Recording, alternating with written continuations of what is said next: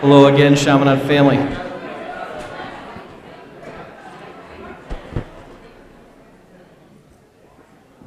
Wow, that's pretty good. Thanks again for coming this evening. We're going to get ready with the festivities. At this time, I want to introduce to you our MC for the evening. He's been a teacher and coach for 38 years, and he's an alum from the class of 1971, Mr. Kevin Brennan.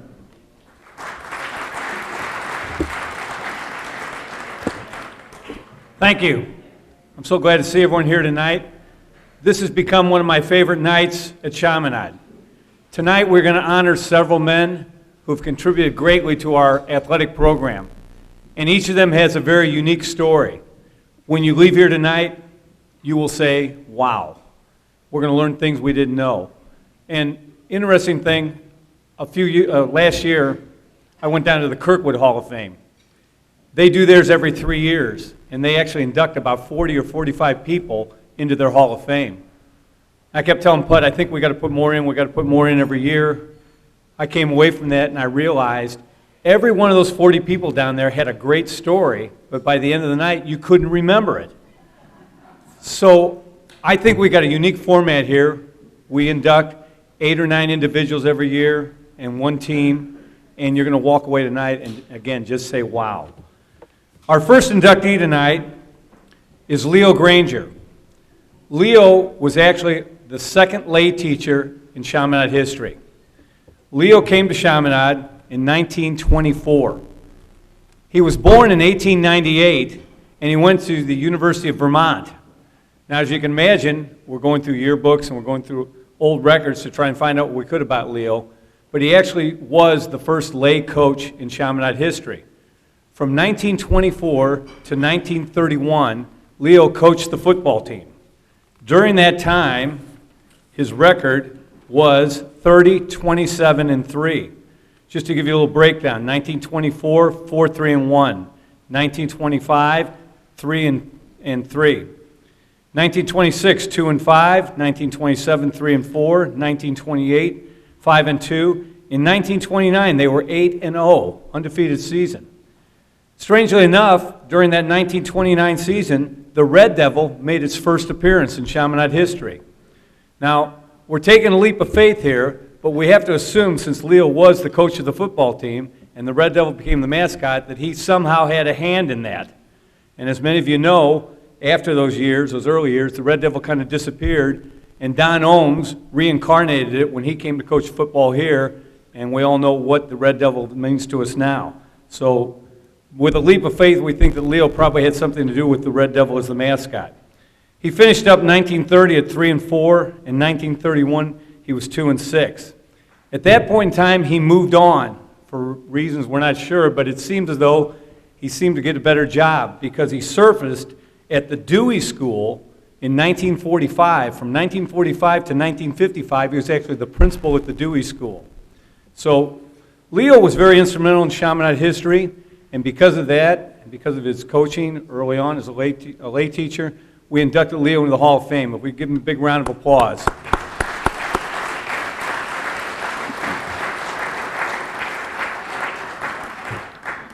Now, the format for this evening is pretty simple. We're going to have someone come up and introduce each of the inductees to you, similar to what they do at the Pro Football Hall of Fame.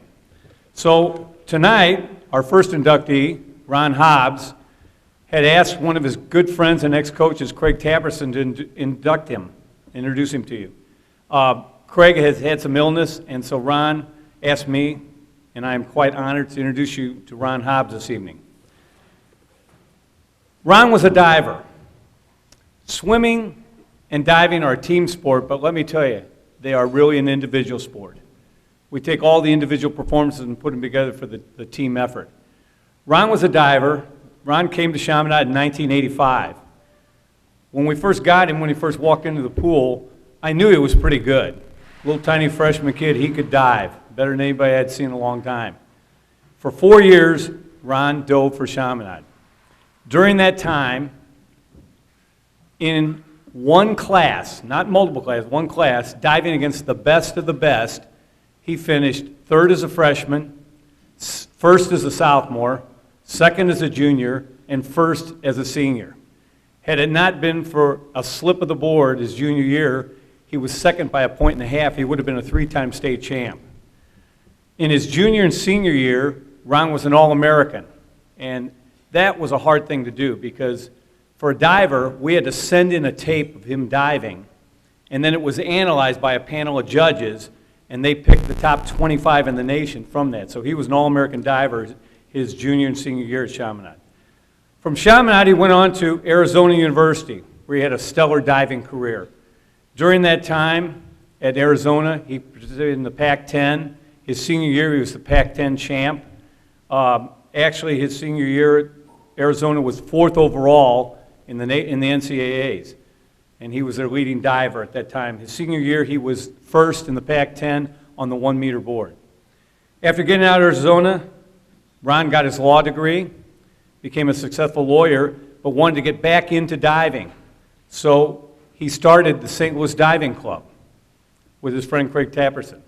And they have produced multiple divers throughout the area. Many, many kids dive for him all year round, then come back to their high school team. And he's been very, very successful with that. I give you Ron Hobbs.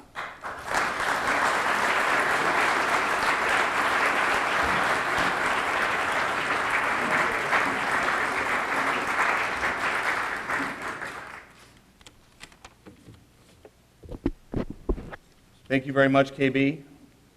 KB is a terrific coach, terrific mentor, and a good friend, and I really appreciate it. Thank you. Thank you also to the Hall of Fame Selection Committee for inducting me into the Hall of Fame. Honestly, I'm truly honored, humbled going in. It means a lot to me. Congratulations to the other inductees. It is terrific.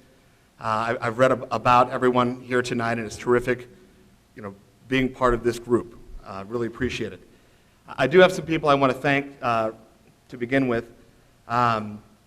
First of all, I want to thank my wife, Emily, who's here. Emily never saw me dive. We met when I was 30, so she never saw me dive. And she's not going to see me dive now. The reason I thank Emily is that I do a ton of coaching. I love coaching. And she's a coach's wife, and she makes that possible. She goes through a lot to let me coach. In fact, the weekend before we got married, kind of a preview of things to come, I took a whole team up to northern Iowa the weekend before we got married, and she was tolerant enough to allow me to do that, and she's kept that up ever since. So some of the parents of the kids I coach at Clayton Diving, they thank me for the time, and I say, well, make sure you thank Emily, because she's, without her, I wouldn't, be able to do all that. So I wanted to thank my good friend Craig Tapperson, who couldn't be here. He was a mentor to me. He used to coach me on Sundays, every Sunday, and he helped me find my way to the University of Arizona, which is where I went to college, and I love my experience there. I wanted to thank my family, my mother, my father, my Aunt Sandy also, who's here. My mom really was responsible for kind of figuring out early when I was a young child that I was going to be a good diver. It's not a sport that a lot of people do, but I took to it at the pool pretty good when I was 5 or 6 years old, and she, helped to foster that talent and, drove me all over the country to all these meets and went to all my meets, spent a lot of time. So she's a big reason why I was able to do so well. Also would like to thank my mom and dad for sending me here to Chaminade. I think mainly that was my father. They would say when I was in 6th grade that I wasn't being challenged at my school, which is a parent's nice way of saying that I was, acting up at school. So my father wanted to send me somewhere where there would be some discipline, and they decided to send me here, and it was great. It turned out to be a great move. But it was between here and Priory, I remember, and they were seriously looking at both, but Chaminade had a pool. And I was already interested in diving, so, thank God for the pool. I got to come here to Chaminade. And of course, I have a lot of, terrific memories of going to school here. I started here in 7th grade. I really have a lot of affection for this place, a lot of great times here. I have a son, Charlie, who hopefully will go here, maybe, in a few years. Now, my daughter, Gabby, I keep asking Father Ralph if he can find a way to get her and some of her friends, so we may have to go somewhere else with her. But, you know, a lot of my memories here obviously relate to diving, and I did a lot with diving over the years, college and national meets and all that, but my best memories, honestly, are from here, from diving here. And there are a lot of coaches across the country that have divers going to national meets, and they actually discourage the divers from doing high school because they think it takes away from the training they get with their club teams, which I think is a huge mistake, because doing, you know, when you're a diver, it's not something you do with your classmates at your school growing up. You do it away from your classmates a lot. And so finally, when you get to high school, you have a chance to do something with your classmates, and it's very rewarding. And you know, I took a lot from it. You know, the motto here is esto vir, obviously, which means to be a man. But when you come to school here, you know, you're only 12 or 14. You're not a man yet. You're a child when you come to school here, and so you need that support and that nurturing, you know, in academics and especially athletics too, to be able to do well. And I got a ton of support here, which is why I enjoyed it so much, you know, a ton of support.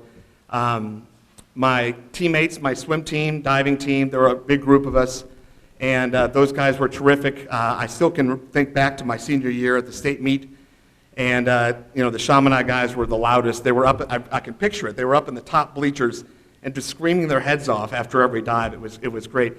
And then my friends here that you know, weren't on the swim team were terrific. There was one memory in particular, a good friend of mine, a classmate of mine named Mark Ford, was always asking me how it was going. You know, I had the state, as KB said, I won as a sophomore, and I was second as a junior, and boy, I wanted to win my senior year, and he was following and asking. And you know, this is before cell phones and everything, so after the state meet at Mizzou, we come back to St. Louis, and you know, I spent about 20 minutes at my house, and then there's this huge gathering, a party somewhere at somebody's house, you know, a couple hundred people there. I'm sure the parents were there somewhere, and it's a huge thing, and I walk in, and I'm just kind of looking around, and there's Mark Ford way at the back, and he sees me, and he screams my name, and he comes, you know, running up and wants to know how I did. And anyway, I remember that. Great memory of him running up and making a big deal about it. And the funny thing is, after the email went out, you know, announcing all the inductees, the phone rings, you know, 2 minutes later, it's Mark Ford, you know, the same guy. So, you know, great friend, pardon me, great friend, great teachers here. Mr. Maholsky was my history teacher 3 years, was always supporting me, asking me how I was doing. Wilson Stocker was my diving coach. Wilson used to break out the game film, if you can believe that, for diving. He had coached some divers back in the 70s that were all state champs, and we used to actually watch game film of his divers, which I thought was really terrific. KB was great, great support. KB, I don't know if you remember this, he used to let me come in the mornings and dive. You remember that? I'd come in at like 6:30 in the morning, and he'd open up the pool for me, and he would sit there in the office and, you know, do paperwork and just make sure I didn't hit the board or something. And I did that quite a bit. He also helped me get into the weight room before school and after school. I started lifting my junior year. He helped me get into weightlifting. When I got injured my junior year, he helped, I don't know if you remember this, he helped me find a doctor, one of the osteopaths, I think, for the Blues. So KB, great support. And Father Ralph, also I want to mention, terrific. He went to, pardon me, I'm sorry. He went to every meet. Father Ralph went to every meet that I had. He was there in the stands. And he stuck with me. He married my wife and I. And he baptized my kids, so thank you very much. Anyway, it's a big honor. Very excited about it. Brings back a lot of memories. And thank you very much.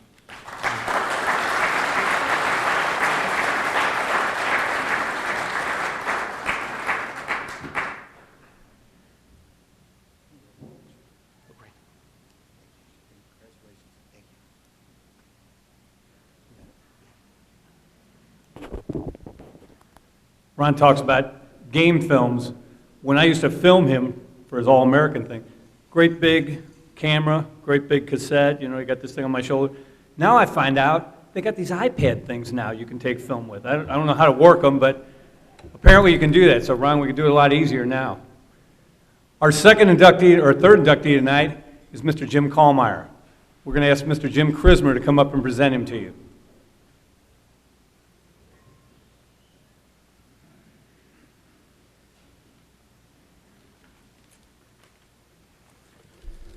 I was asked by Mr. Kallmeyer a few weeks ago to introduce him tonight, and initially I was a little apprehensive since I obviously never saw him play any sport. Therefore, at least to begin, I'd like to take a moment to talk about Jim Kallmeyer, the person, not the athlete. What I find telling about his personality is that over the 30 years I've known him, I don't remember him ever talking about himself or his great successes, athletically or otherwise. More important than his personal accomplishments are his faith and his family, and of course Chaminade, which he has given tirelessly to for over 50 years. Having personally been around Chaminade since 1981, I know that Chaminade is a better place today because of men like Jim Kallmeyer. And I think he deserves a hand.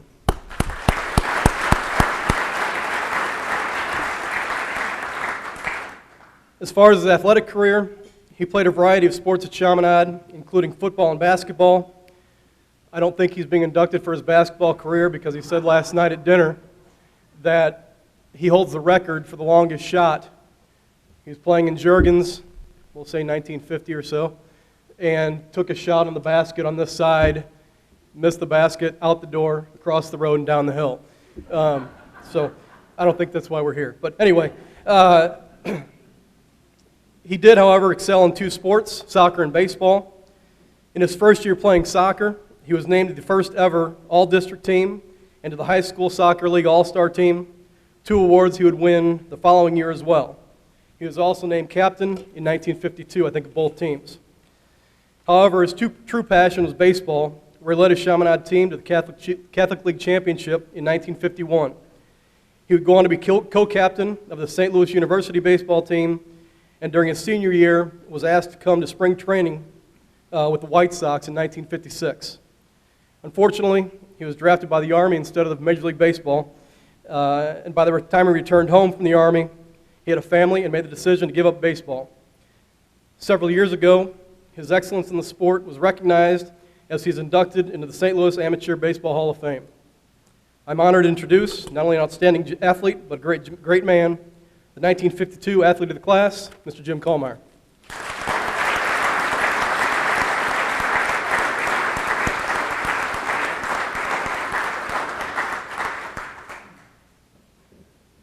Thank you, Jim.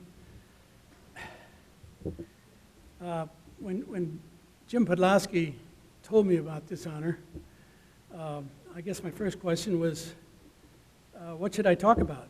And he said, about 2 minutes would be fine. Baseball was always my first love.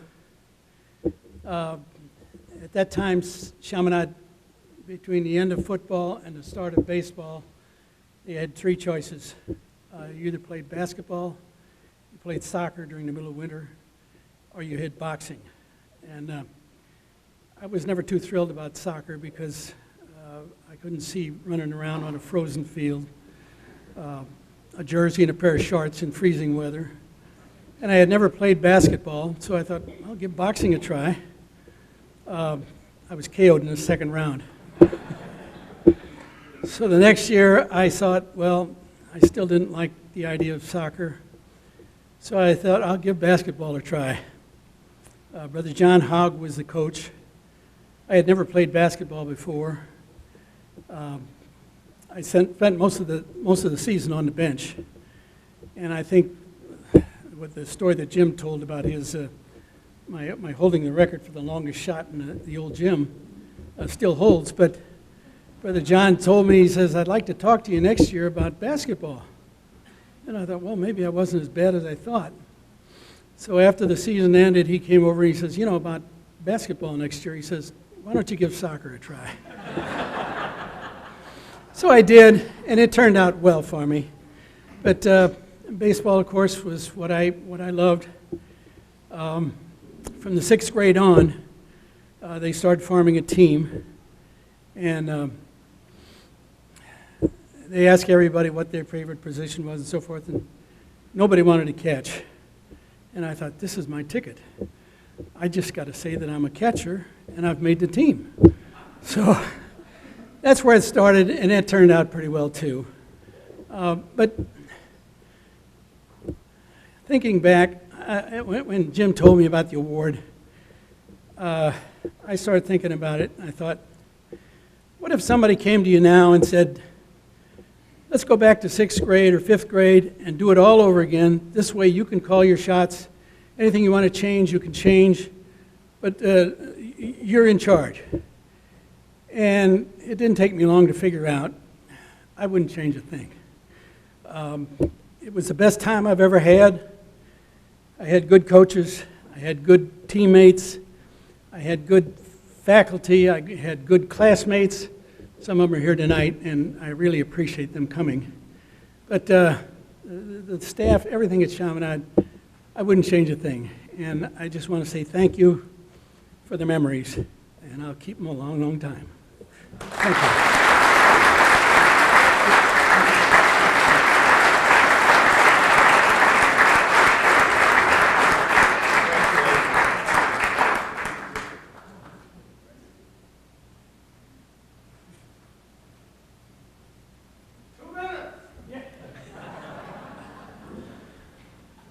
Our next inductee will be Bob Albert, class of '69. To introduce you to him is Mr. Ron Rizika.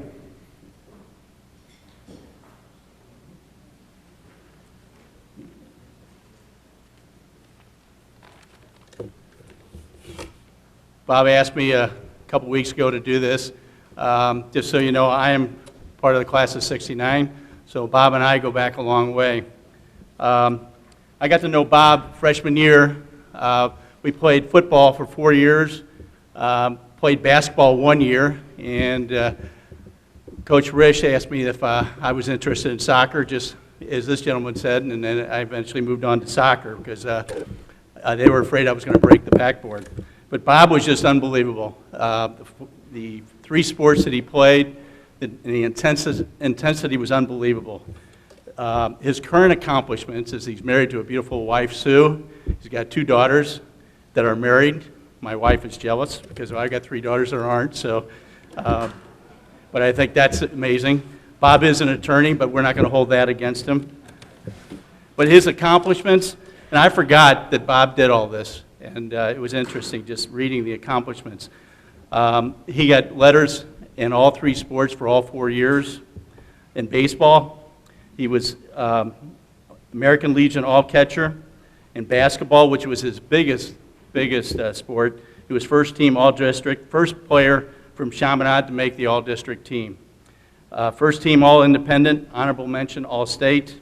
Senior year, he averaged 22.5 points per game. That was held until David Lee broke it 30 years later. And you also got to consider that it wasn't until 1987 that they allowed 3 points in high school. He had a single game scoring 38 points against Roosevelt High School. In football, he was second team All-Independent defensive end, co-captain. There is some arguments amongst my class who were the other co-captains, but Bob was one of the co-captains. He was a starter on offense and defense, and he also was a punt returner. He also was the class athlete, 1969. He was also the 1969 Post-Dispatch Scholar athlete. He was also voted the top 17 of 111 athletes of the Post-Dispatch that year. We actually have my class an email chain that's been going on, and so I sent out an email to everybody, excluded Bob, and said, does anybody have any stories about Bob and everything else? There were 2 gentlemen that got back to me. That was Kevin McCabe and Chris Bartels. Kevin McCabe, who played all 3 sports with Bob, football, basketball, and baseball, said he couldn't believe Bob's intensity. He said how Bob could he would never lighten up on the field, never saw him smile on the field or the court. He was always so serious about the game. One thing Bob did do, he was always trying to promote everybody to be better, he would invite everybody over to his house for basketball. Kevin and Chris said Bob would invite them there, and they would play basketball for 5, 6, 7 hours. Kevin said he went once, and he played for about 5 hours without taking a break. He said after that he never went back. He said, I don't want to waste a Saturday just playing basketball with Bob Albert. Chris Bartels described basketball at Bob's house as a precursor to the Hunger Games. Chris said he felt like he had the starting role in The Longest Day. Chris said it was a survival contest. Both Kevin and Chris said, we never offered lunch. The only thing was is there's a faucet over there if you need any water. Lastly, I want to speak for myself and my class. It was interesting, all the emails I was getting back. We all love Bob. We think he deserves this award. But if you asked our class that we would give it to him, we wouldn't, because the next umpteen years, we're going to have to listen to Bob at the reunion saying, guess what I got, guys? So I give you Bob Albert.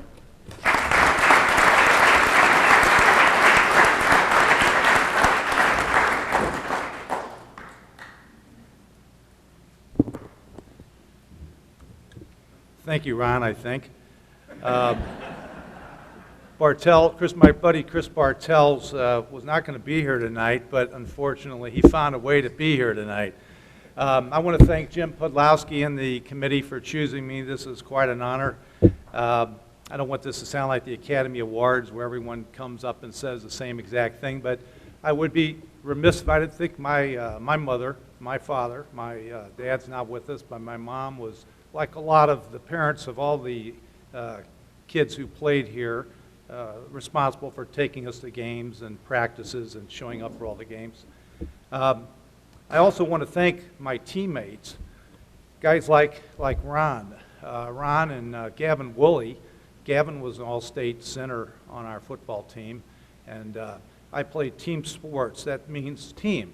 The individuals don't win games by themselves. They rely on teams. Ron and Gavin were the best blockers on our football team. Basketball, Chris Bartels was our captain. Chris likes to kid me that he was the one who always would pass me the ball. That way I could score baskets. There's truth to that. There's truth to that. I'm honored to get this award and be included with people like Mike McKee. I was honored to play with Mike for a couple years at Chaminade in football and baseball. Mike was a year ahead of me. Mike, I consider the best athlete that I saw here at Chaminade in the time I was here. I'm one of 3 brothers that went through Chaminade, and although I focused on basically 3 sports, the best athlete in our family was my little brother Dick, who pretty much can play anything. I'm not too good at bowling, and I'm not too good at tennis and other things.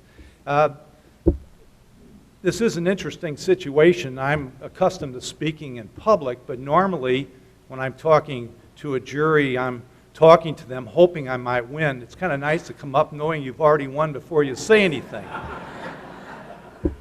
As I mentioned, my father is not here. Someone else who's not here that I wish was here was Don Ohms. Don, as most of you know, was an icon at this school, having coached football, I think, for 40 years. And despite what people might have thought of the single wing, that was what we played back in our day. But Don confided in me years later that with all of the football success that he had, his coaching, the biggest coaching enjoyment he had was one year he coached basketball. Most people don't know this, but especially you younger guys. Chaminade has got a lot of prominence these days. In the last 15, 20 years, there's all these superstar players coming out of Chaminade. There's a lot of notoriety in the press. It wasn't always that way, particularly with respect to basketball. Basketball was almost a sport that was sort of forgotten in the years that we were there, because we were a football school. Don Ohms' football teams always won, had good records. Basketball was another story. The 4 years I was here, the varsity team had losing seasons the 3 years before our senior year. And in my junior year, we were 1-20. 1-20. needless to say, that was not very encouraging to get the kids to come out and watch you play. Senior year, we had half our team, basketball team, were football players. And all of you who played multiple sports remember that transition is sometimes difficult getting into another sport. Basketball is very difficult to move to from football, but half of us had to do that. So we would start slowly. Senior year, we lost 6 or 7 out of the first 8 games, I believe, and people were going, oh God, here we go again, another 1-20 season. So then we get ready to have Christmas, and the Rosary Tournament was fairly new at that time. Don Ohms took the varsity team. No one else wanted it. Honestly, no one wanted to coach the varsity basketball team, and Don said, yeah, I'll do it. So Don coached our varsity team, and he was a great coach because he allowed us to do different things. He listened to his players. I would go out and scout other teams on weekends instead of partying with some of these other guys. And come back and suggest, here's what I think we should do against this team, zone, man, whatever. So we come to, it's time for the Rosary Tournament. We've only won 1 game. We've lost 6 or 7. Don says, he gets the team together and says, Rosary Tournament's coming up. At that time, Mercy High School was a very good basketball team. They beat us here in Juergens Hall 52-26. 52-26. They were the favorite team in the tournament. No one wanted to play them in the first game. Don Ohms said, we'll play them.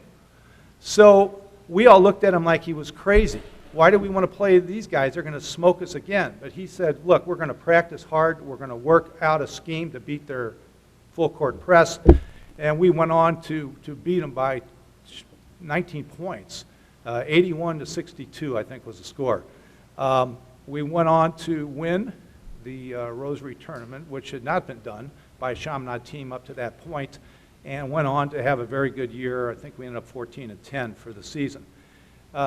Don was, I think, very helpful in teaching me some intensity, also to not be afraid of adversity, not be afraid of the big guy that you have to encounter, but if you work hard, prepare, and do your best, you can take on the big guy. And that's something that has been very helpful to me in my career as a personal injury attorney. So I owe a lot to Coach Ohms. And anyway, this is a great honor.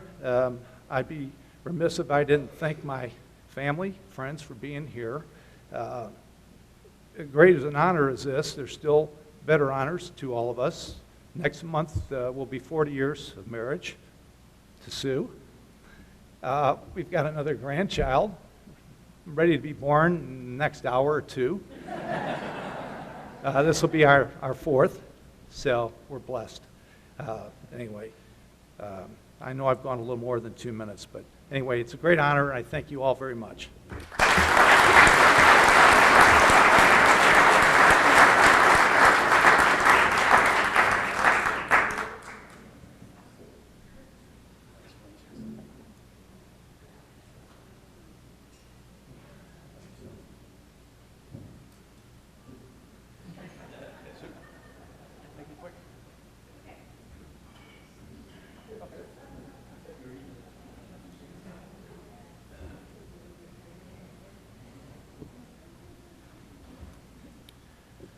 Robin L., class of 1975, is our next inductee.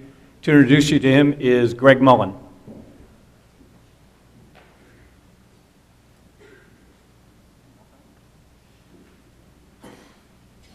I'm kind of pinch hitting for Joe Lordo, and if any of you know Joe, you'll understand why I'm pitching in. I want to say thank you to Kevin Brennan and Jim Podlowski for just organizing this. This is fantastic. This is my second. And just having all these faces out here is pretty spectacular, and a tremendous amount of athletes. I get to introduce Robin L., who in high school, we were very, very tight. We played 3 sports together for 4 years, went around. And Robin L. was the natural. If you saw him play, you were very lucky. He could play any sport, anytime. He went from football to basketball to baseball. and he excelled in every one. In football, he was on that state runner-up team that was so close to winning that championship. What year was that, Robin? 73? 1973.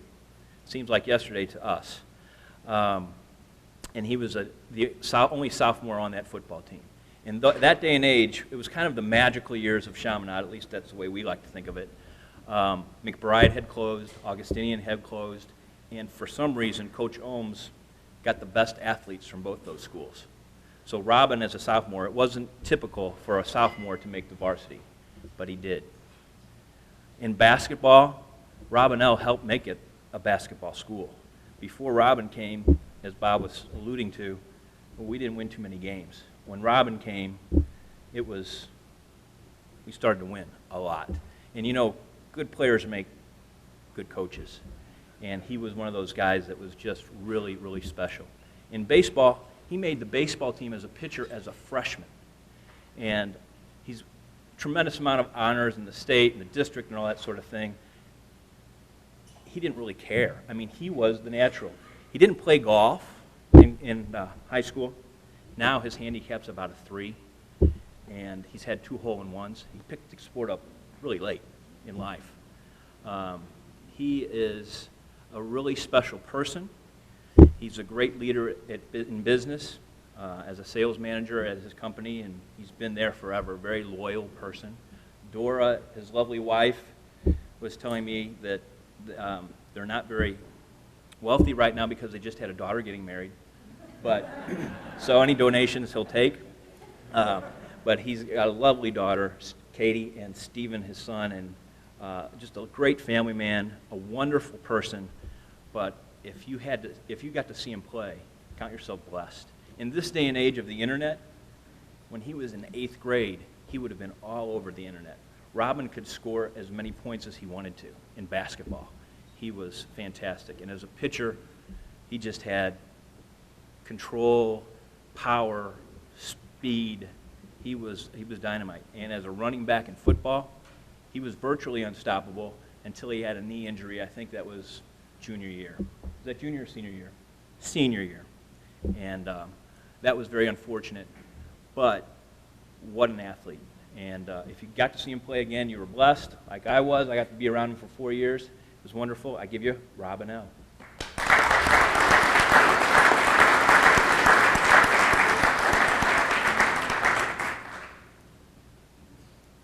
Wow, thanks. Thanks, Jim. Thanks for the Hall of Fame committee. I really do appreciate this honor. I started at Chaminade back in the 7th grade, and when Bob was talking about Don Ohms, Don brought me to school since the 7th grade till I was about a sophomore before I could drive. So I got to know Mr. Ohms very well. He coached my brothers, and he was a family friend too. As Greg said, we got to play with the Augie boys and the McBride guys, and we had some really great athletes. They came to school, and they really changed Chaminade around, because back in the day, Chaminade was still the scholarship schools, the scholastics, and the athletes were okay. But I think those guys really made a difference. And the coaches that we had, nowadays, how many coaches are there? Like 7, 8? We had Don Ohms and Eddie Donahue for football. We had Wayne McKim as our basketball coach, and Walter Risch was our baseball coach. And Mike McKee helped us, I guess, our junior, senior year. But that's all the coaches that we had. So it was one of those things that everybody had to get together, and I think we did that really well. We've had a lot of success here, and now Chaminade is very prominent in athletic. So I'm going to keep it to 2 minutes. Thanks. I appreciate it. Oh,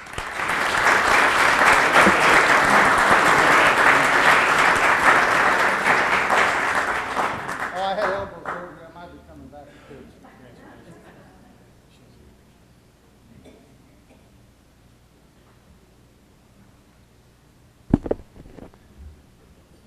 Jared Theodorokis is our next inductee.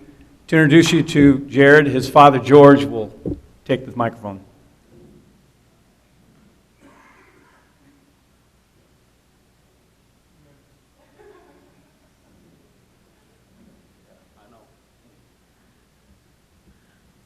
Well, I appreciate being here, and my son calls me about 3 weeks ago and tells me that he's inducted into the Hall of Fame.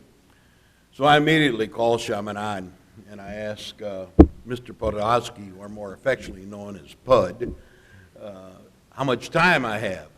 Well, he says, you know, you shouldn't take a lot of time. So then he kind of gave me an indication when I asked him who's going to run the video machine and the slide projector for me, and he said, well, so at any rate, so I'd like to just talk about Jared a little bit. Now I will tell you this, Jared gave me a precaution when he called me. He says, Dad, whatever you do, please, Dad, don't accept the award on my behalf, because I know you did everything for me. So, but I got to tell you, my first, and unfortunately, please just indulge an old man here and a proud father, just a few minutes to talk about my son, and hopefully give you some insights to the kid that I grew up with and helped coach, and the folks here at Chaminade made such an impact on him, truly amplified that estovir, helped him become a man, and I'm so proud of what he is today, and the choices that he's made along the way, more so than his success in athletics, but about the choices that he's made. And a lot of those had to do with what's happened to him right here and the values that he learned right here at Chaminade. But I remember Jared, the first time I ever saw him play baseball, he was 3 years old, and he's in T-ball. And he's got this little powder blue shirt on and a powder blue hat, and of course he's got his name on the back of the jersey. It says Theodorakis, that runs all the way from one hip to the other hip. So they put him out in right field, and of course, as the doting father that I am, I go out to right field to coach him. Well, lo and behold, during the game, they hit a ball out there. If you ever been to a T-ball game, they just hit balls and the kids run after them. Well, they hit a ball, and here's little Jared. He was pounding his fist in his little glove. He puts his hands on his knees, and I swear it was just like a croquet wicket. That ball goes right between his legs, and to this day, I can see him watching that ball and waving at me saying, "Hi, Daddy." So I knew he had a long way to go. By the time he was 11 years old, he began to really mature. And thank heavens, Coach Engert didn't see this incident, or else poor Jared, Coach Engert would have known he didn't want a maniac running around here at Chaminade. That was me, not my son. He goes, and he's 11 years old. And by this time, he was beginning to make a name for himself in the youth baseball leagues, and everybody wanted him to play for him. And again, the father, there's a 15, 16-year-old game that goes on, only has 8 players, so I get Jared an ability to play in it. Now he's 11. He's playing with 15, 16-year-old boys, and he goes 2 for 4, and one of those is a double. So right after that game, there was a 14-year-old game, and of course they didn't have enough players, and I get my son to play in that game too. He goes 3 for 4 and pitches to 9 hitters, strikes 8 of the 9 kids out. Now he's 11 years old. So he goes down in the last game of the day, he plays with his own age, and they use him to close out the ball game. So he pitches to 3 kids, but he's out there. Of course, I don't think he can be tired. And he's half-hearting the ball and this and that and so on and so forth. And finally gets the last kid out. And I bust onto the field and just start a tirade, which I ended up paying for after he come to Chaminade, because he goes to one of your retreats. And he relates that story, and everybody told him what a maniac his dad was. So he didn't talk to me for a week after that.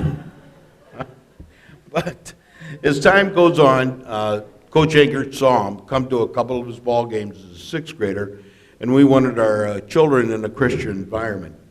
And Coach Engert, we knew of, who's a living legend here in St. Louis. We wanted our son exposed to him, so we brought him to Chaminade, and I thank you, Coach Ingert, for that. And so Coach Ingert allowed Jared to practice with a varsity as a 7th grader and an 8th grader, which, obviously went a long ways to his success, because as a freshman, he not only started on the freshman baseball team, on the varsity baseball team, but he led the entire city in hitting, and also was an all-metro player. And he duplicated that again in his sophomore year, and then his junior year was a rather remarkable run for the entire team. But Coach Burkowski also played football. He made all-metro as a football player, as a linebacker. And Coach Burkowski, the sophomore year, and as you know here, it may have changed over the years, but you play a normal season, then the districts play. And they were 0-7 that year, his sophomore year. And Coach Burkowski talked to Jared and told Jared about his father, and his father had passed away, and so on and so forth, but so inspired him that in the next 3 district games, he scored 10 touchdowns and led them to the first district championship they had in a long, long time. But again, it was a choice that he made. And then their junior year, they won the state championship. Several of the players are here in the room.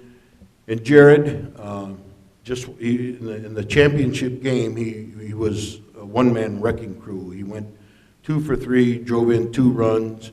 He scored 2 himself. They beat the Smet 5-0. He pitched a one-hitter against the Smet. And the greatest compliment of all, and that was under Coach Wibbemeyer, the greatest compliment of all, though, was in the newspaper. Jason Richards, who was the center fielder, and Jason, to me, was a very skeptical player. But Jared told him from the beginning of the year that they could win the state. And truly, when they got down there to Columbia to play the state championship, when I looked at the teams, I figured Chaminade was probably the 3rd best team, tops. But, Richard said in the paper that Jared told us that, and eventually we all believed it. And I talked to several of the boys tonight. It truly was a team effort. And like I said, it was just a wonderful, wonderful experience. And that same year, Jared went on to the area code games, and in the area code games is the top high school baseball players in the country, and he was named one of the top 100 high school baseball players by Baseball America.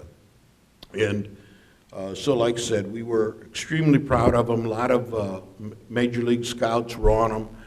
The projection was he was going to go 5th, by the 5th round his senior year. But he had a severe injury his senior year in football. And so it slowed him down dramatically. The colleges never stopped, however. And probably the greatest compliment of this is we went on our recruiting trips for baseball, although he's being recruited extremely heavily by every major college in the country as well for football. But I'll never forget leaving. He's on crutches. We go to the game against, I believe it was CBC, and it was misting, cold that night. Jared's there on crutches. We catch the red eye down to Waco, Texas. And what his criteria was to find a team to play in college. He wanted to see really how good he really was.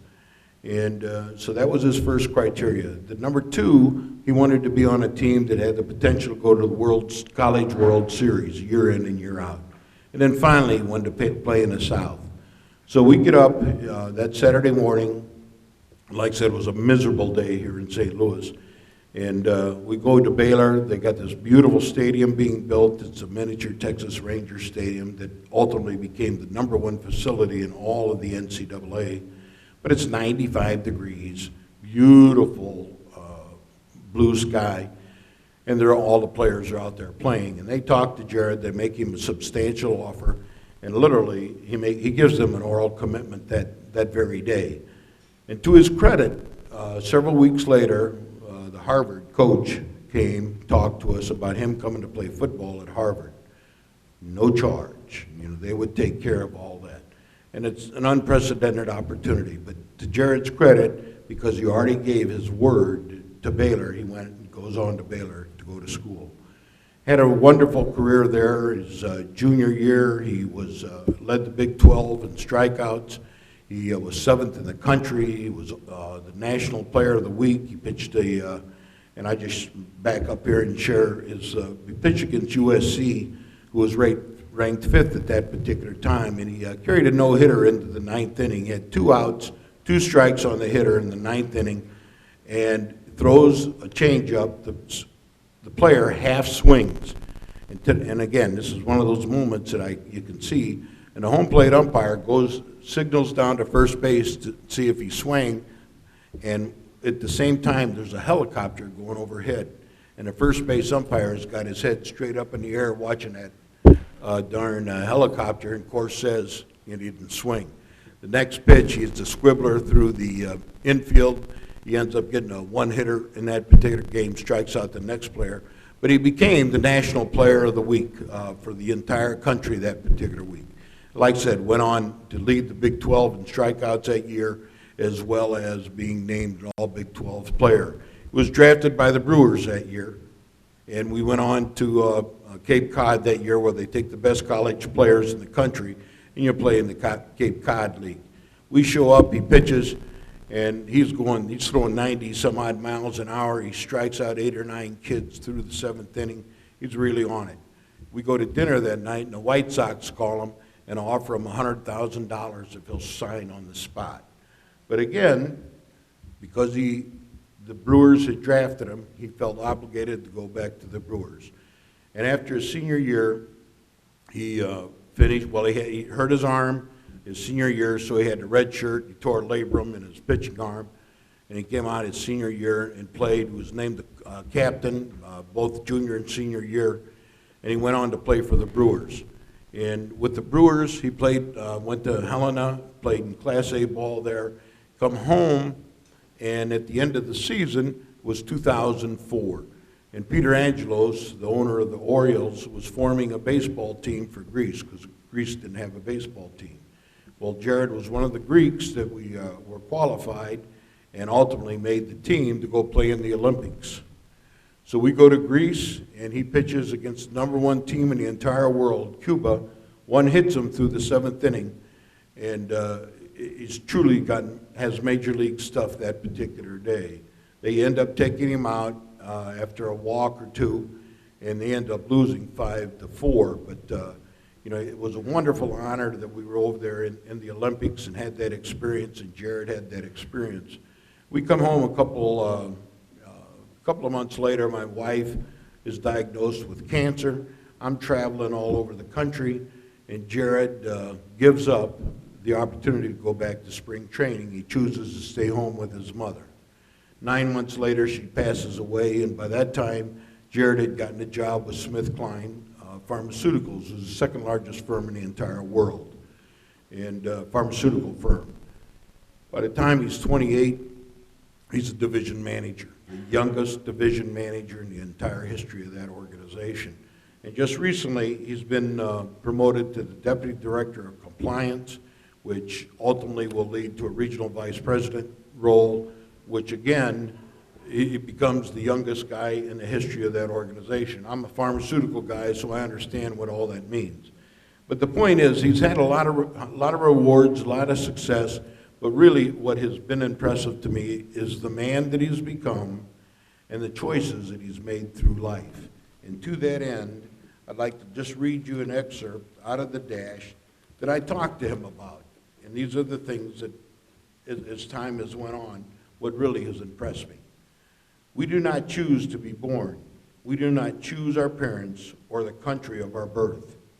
We do not, most of us, choose to die, nor do we choose the time and condition of our death. But within this realm of choicelessness, we do choose how we live. And indeed, that's what I'm most proud of my son, Jared Theodorakis.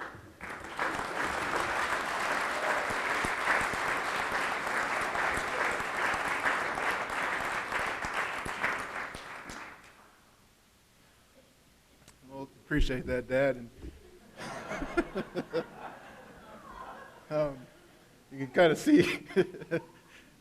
see, still a little bit of a maniac there, but I wouldn't have it any other way. And what's the saying? Some of the stories get a little bit better with age. and that is some of the things that he did share. A lot of it true, but some of the things a little bit, a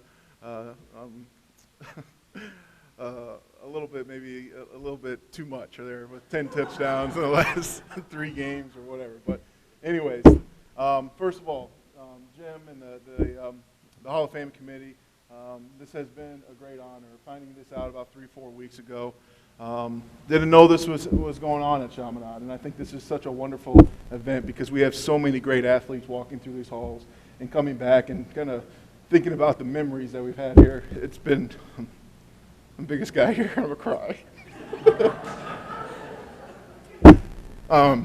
But really those last 3 weeks, I think about just kind of reflecting about my time here. And hold on a second.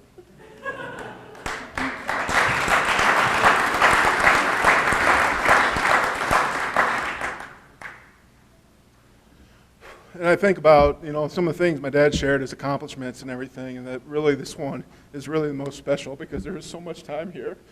And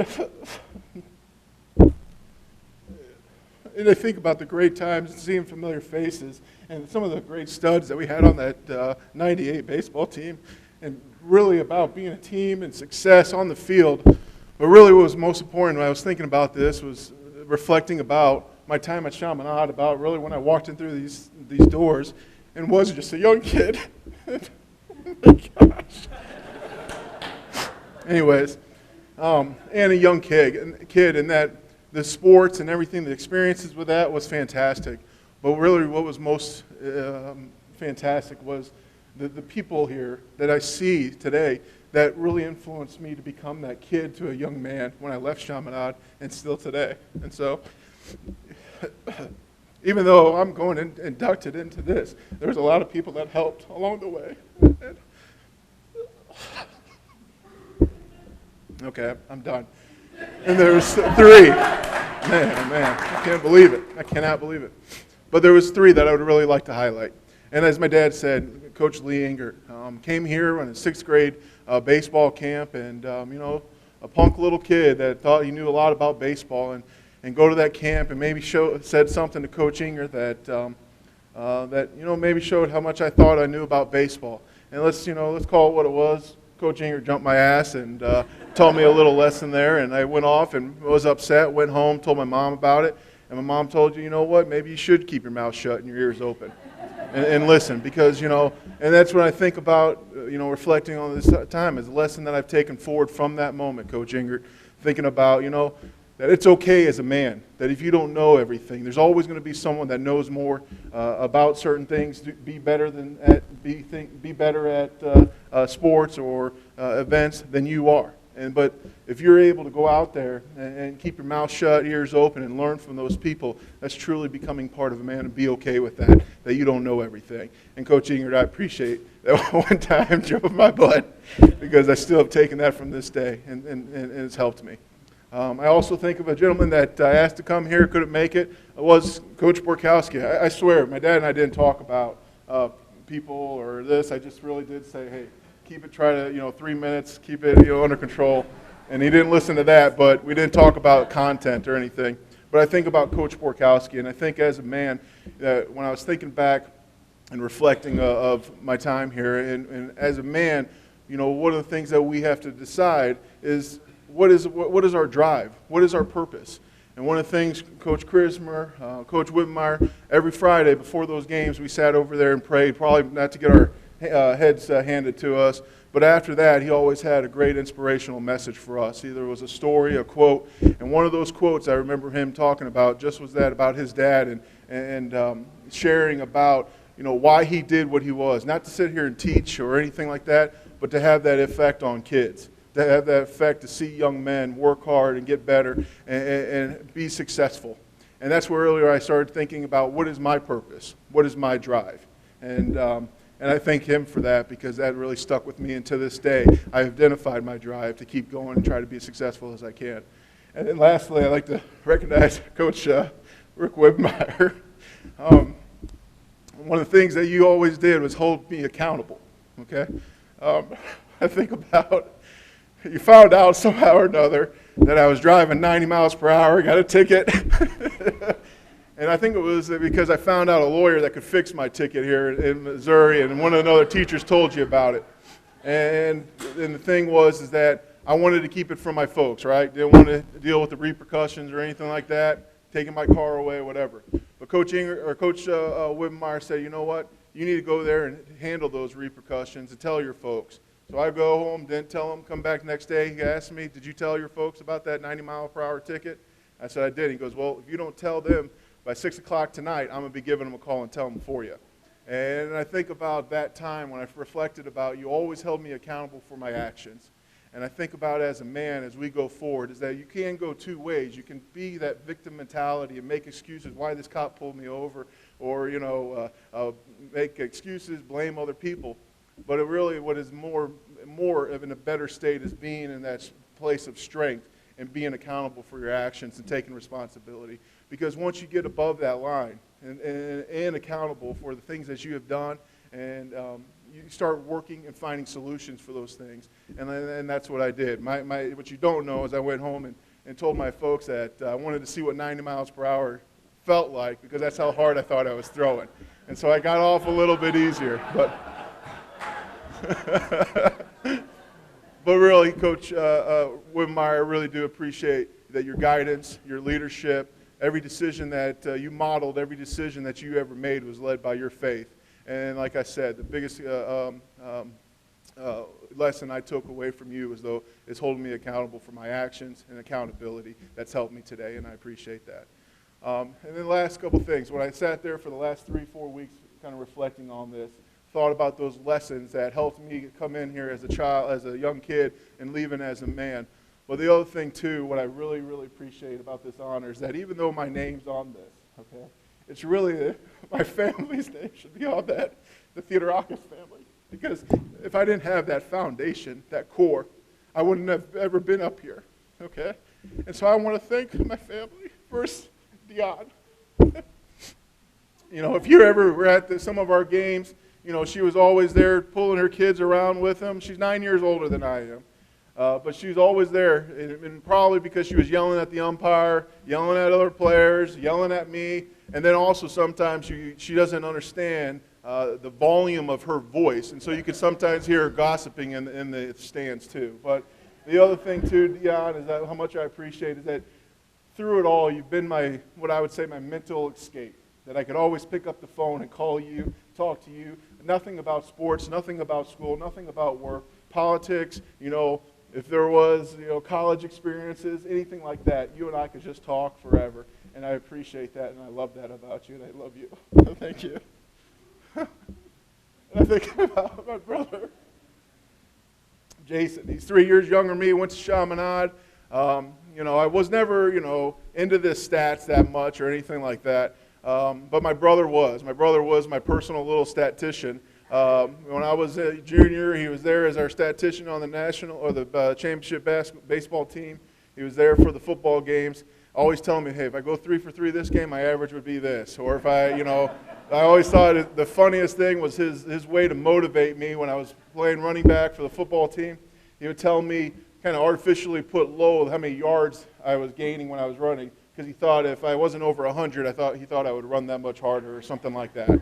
But I always appreciate, Jason, your support, always having my back, and so proud of you today because seeing you become a young man and the things that you have accomplished, going at school, going to be Missouri Valley Conference champions for the javelin that you never threw, going in to teach for America in the inner city school and teaching kids that really need the help, and then going on and continuing your education to get 3 masters, and then in about 2 weeks we're going to go and celebrate him receiving his doctorate. And I'm so proud of you, and I love you very much.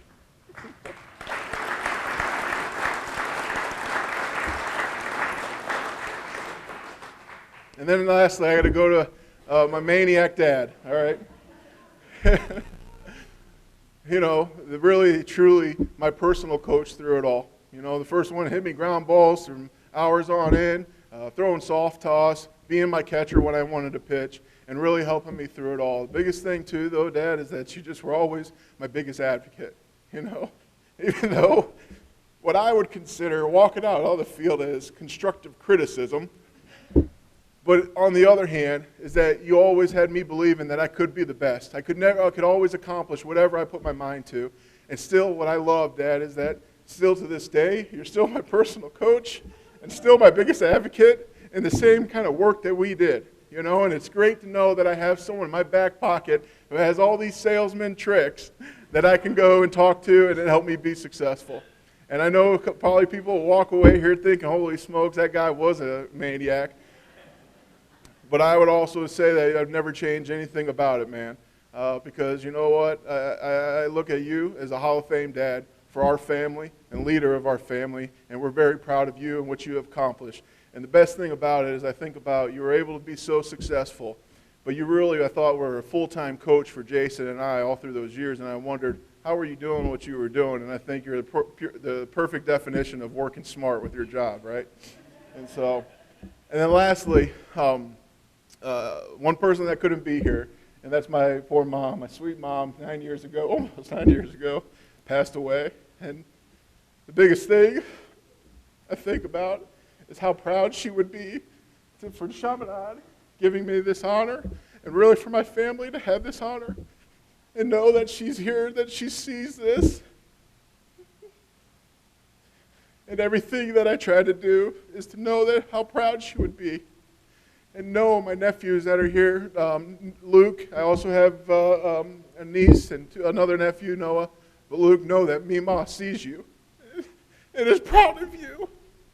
And so when you speak back to your mom, and if you're not doing so hot in school, she does see that, but she's still so proud of you, buddy. And lastly, Becca, my girlfriend, I just want to say thank you for having so sweet, not a mean bone in your body, and always enjoy our adventures that we do. She's got me I started a little peanut business on the side and going to farmer's market. But what's great about it is that it keeps you grounded. And it reminds you that people there that are working, to make a buck by selling corn, by selling berries, it keeps you grounded and always treat people right. And I appreciate that, helping me see that, and I love you for that very much. And so thank you very much, not only just for this honor, but allowing me to have these memories coming back for the last 3 weeks and sharing these with my family. So thank you, Chaminade. Thank you, guys.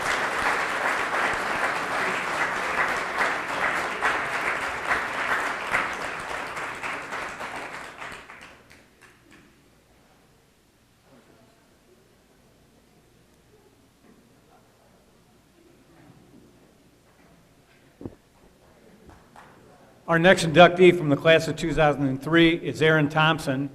To introduce Aaron, I asked Mr. Michael Massa to come up.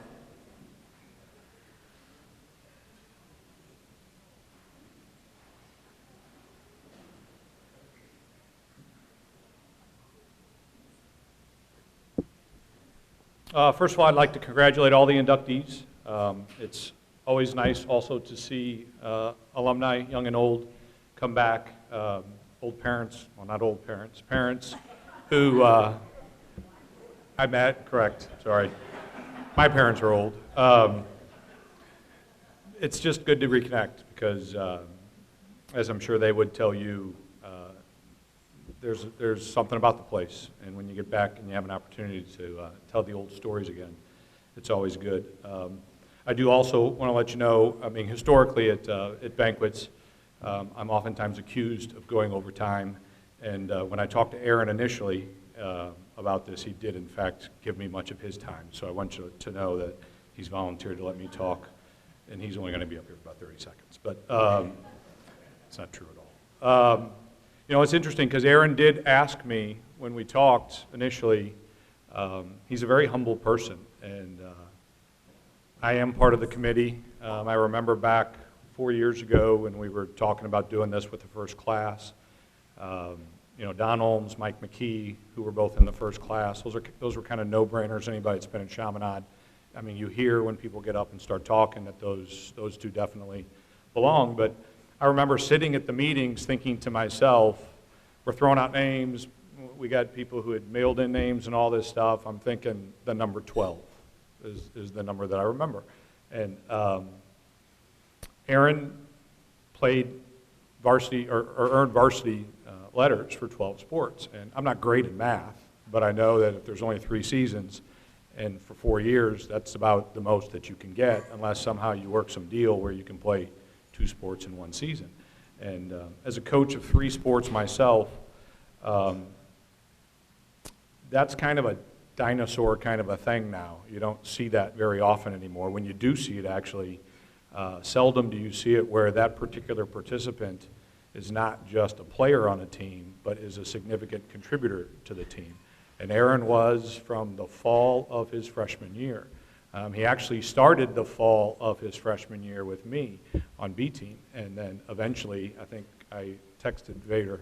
The other thing I learned very quickly through this process is my memory is not very good. The same guy who will drive away and can't remember 10 seconds ago if he closed his garage door thought he was going to be able to remember 10 years ago, and I had to ask because I'm thinking, I remember 11, but I wasn't sure about the 12th, and Aaron was in fact called up halfway through the season, I think with Alex Madison for the CYC tournament, which that's an amazing thing. I could end the discussion right now, and he would definitely deserve to be in an athletic Hall of Fame based upon that alone. But that's not just Aaron. You know, I did look back. I went to the webpage and looked at our philosophy here, and we all know that Esto Vir is our motto, and this motto, which means be a man, as it says in all of our paraphernalia, is a challenge to maximize the potential of all the gifts and talents which God has placed in each individual and to cultivate human values, all of which have their origin in the person and figure of Christ, the perfect man. The motto helps to make it clear that education at Chaminade is much more than an academic undertaking. It is an endeavor that encompasses all aspects of the young man's life, a young man's being. And that's Aaron. He embodies all of this stuff. As good of an athlete as he is, he's a tremendous person as well. And anybody that knows him would say that. I got the stats, I've got the facts, I don't have them all. Another interesting thing that occurred throughout all of this is I pulled out yearbooks. If you want to have fun, pull a yearbook out and look at the capsules, because they don't tell you as much as you think they're going to tell you.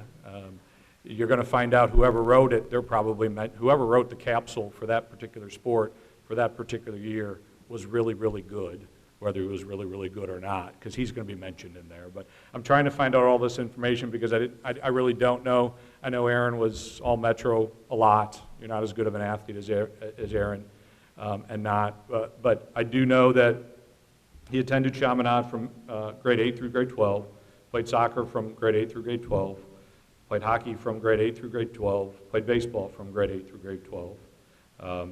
He was a member of both the National Junior Honor Society and the National Honor Society. He was the captain of both soccer and hockey teams his senior year. Apparently, I missed the boat on that in baseball. I don't know if we had captains or not, but he would have been if we did. Maybe John McKee, I don't know, threatened me and said, I want to be captain, so I made John captain. I'm not sure. As a 9th grade varsity hockey player, he was part of the 2nd place state finish. I think they lost to DeSmet. I got that out of the yearbook. As a 10th grader, he was part of our baseball team that lost to Francis Howell North in the quarterfinals. It was one of the times we got close to, in my time here as a varsity coach, going to state. As an 11th grader, he was part of what I think a lot of people here certainly believe, but people in the city as well, was one of the best high school soccer teams in the history of St. Louis sports that also won a state and a co-national championship. And Aaron was a contributor on that team, as well as the following year when he came back with some of his classmates who were here as well, and they repeated as state champions. He's also the athlete of his class, and as I said, several all-metro selections.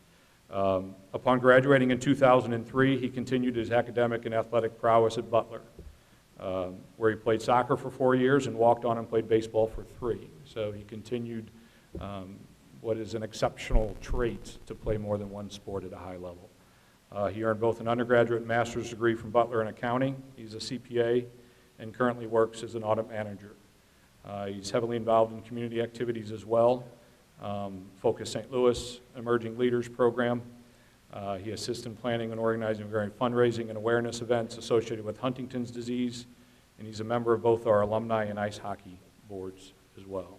Again, when I met Aaron, I ran into Aaron about a year or so ago, and Aaron wants to do stuff. He doesn't just sit around and go along for the ride.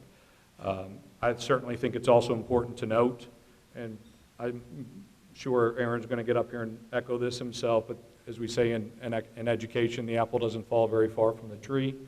And Aaron will humbly give much of his credit and his gratitude to his mom, Renee, his dad, Harry, and his younger brother, Jordy, as well, for their love and support. You know, we use phrases around here at Chaminade quite a bit to describe our kids. Student athlete, which Aaron was an ideal one. Selfless and consummate teammate, which Aaron was. A Chaminade gentleman, which Aaron was. A man of faith and service, which Aaron was, and is an outstanding human being. So it's my esteemed pleasure and privilege to introduce Aaron D. Thompson.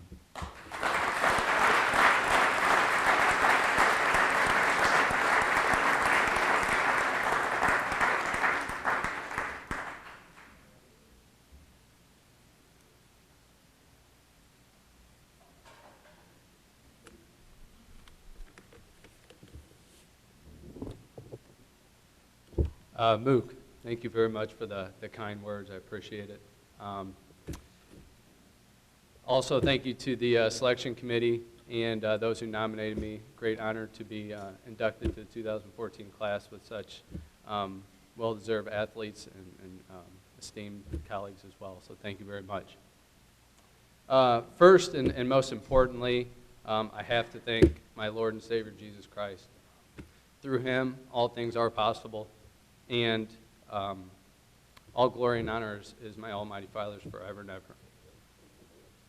The second most important people I'd like to thank are my parents, my family, my brother included. Literally, none of this would be possible if it wasn't for them. And when I say literally, is a lot of you know we live in Waterloo, Illinois, which at a minimum is a 45-minute drive from here. You tack on some rush hour traffic to that, and we're easily talking over an hour. So the dedication from my mom and dad is second to none.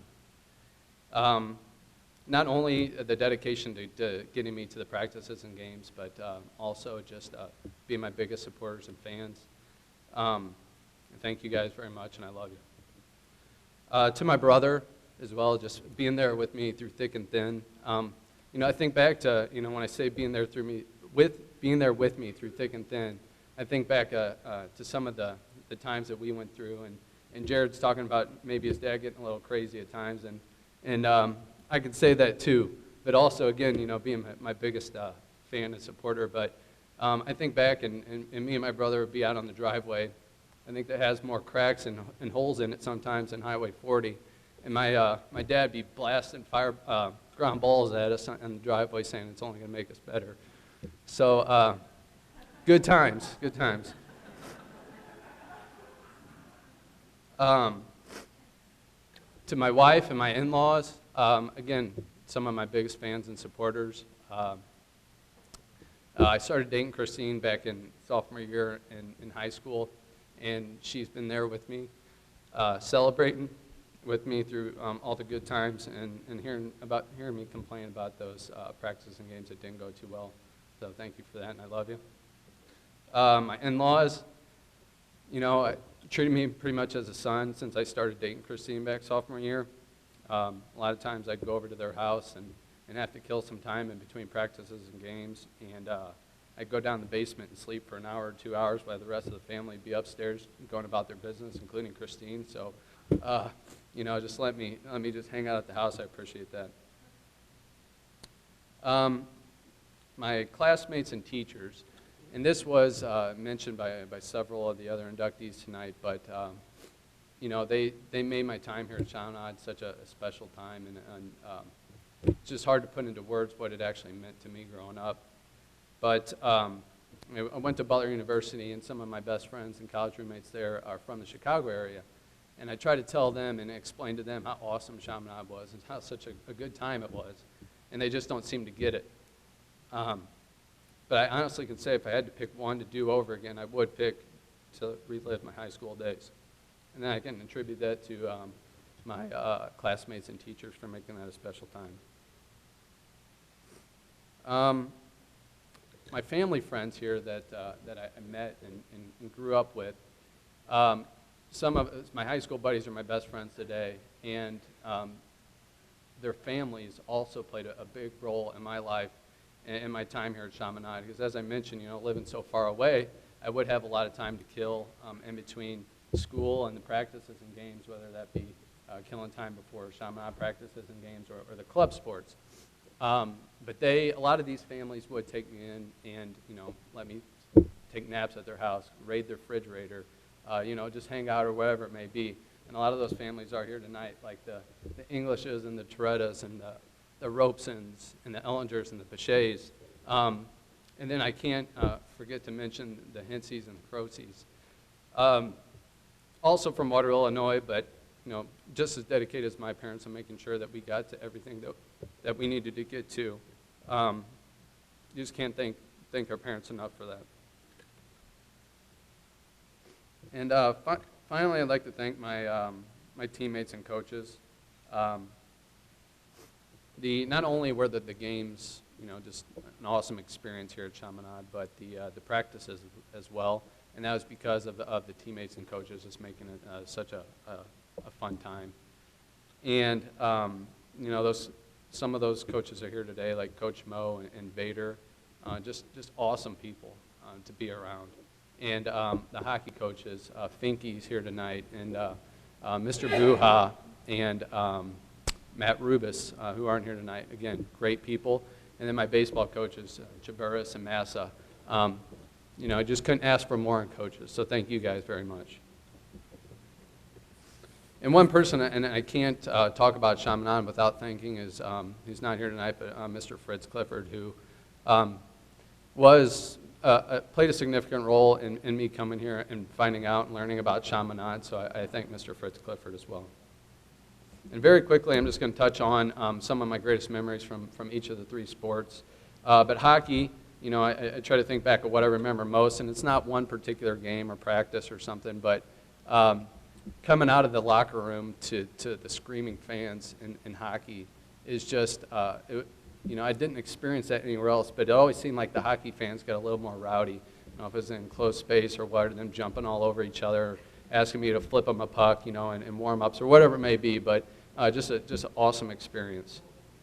And then baseball, I don't really know why this stuck on my head. I guess I thought it was funny, and I don't think Massa will, but I used to always I remember joking with him about, thinking it was funny that I'd be trying to hit baseballs off of what I would say was his house because he was living in the dorms and helping the dorms. So I thought it was funny to try to hit baseballs off his house. But and then soccer, as Massa mentioned earlier, just being a part of a team, such a talented team. My junior and senior year, my junior year going 31-1, and the only loss coming to Rockhurst, at Rockhurst, in a torrential downpour that was cut short at halftime because you'd kick the ball and it'd go 5 feet before stopping in a puddle. And we lost 2-0. And it's not, I don't really remember that game. I remember being on the bus and thinking about, what just happened. And then later on that year, again, like I said, we went 31-1, so that was our only loss. And we ended up beating Rockhurst in the semifinals before winning state. We beat them 4-0. We were, to say the least, pretty pumped up to play that game. And then my senior year, with like I said, some of my best friends here at Chaminade, just experiencing, just another great season. I forget our record that year, but we ended up winning state, and some of those guys just being some of my best friends still today. So, my speech is just thanking everybody that helped make this possible, and I try to think back, how can I repay everybody? And I don't think I could repay everybody in 2 lifetimes. So the only way to pay it back is to pay it forward. I have 2 daughters now, and I plan on giving them the same opportunity that was given to me. Thank you.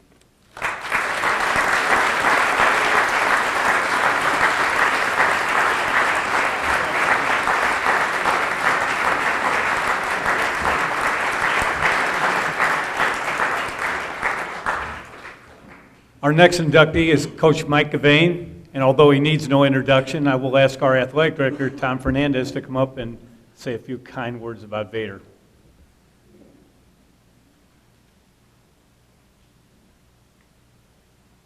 That part about him not needing an introduction, I think it was a little bit of a hint to keep it short, and I will. As an athletic administrator, I've got a couple of concerns before I introduce Mike.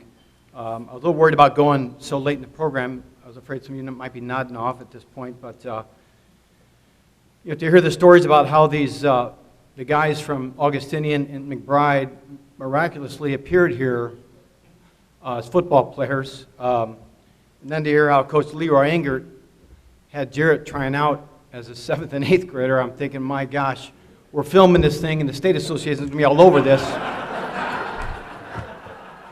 So hopefully these young guys are working the cameras, know how to edit the program a little bit.